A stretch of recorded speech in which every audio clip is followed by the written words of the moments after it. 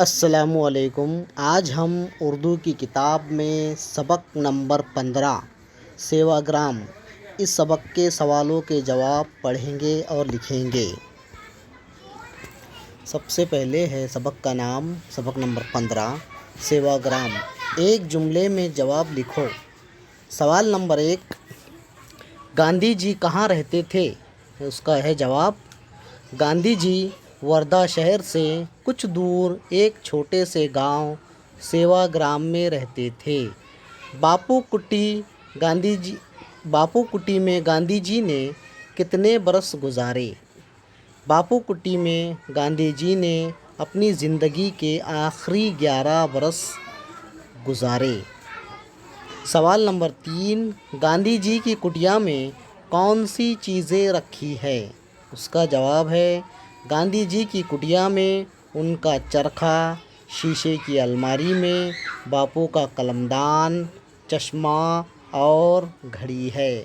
ایک چوکی پر گاندھی جی کی قندیل ہے۔ سوال نمبر 4، ہر تختی پر کیا لکھا ہوا ہے؟ اس کا جواب ہے، ہر تختی پر کسی نہ کسی مذہب کی دعا لکھی ہوئی ہے۔ سوال نمبر 5، آج بھی ہر مذہب کی دعا کہاں پڑھی جاتی ہے؟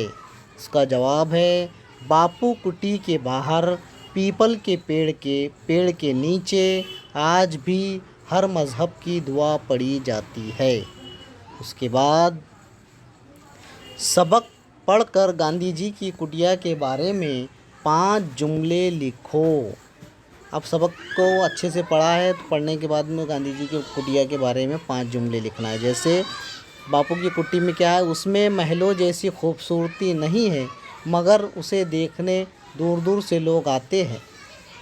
یہاں دور سے آئے ہوئے مہمانوں کے ٹھہرنے کے لیے مہمان خانہ بنایا گیا ہے۔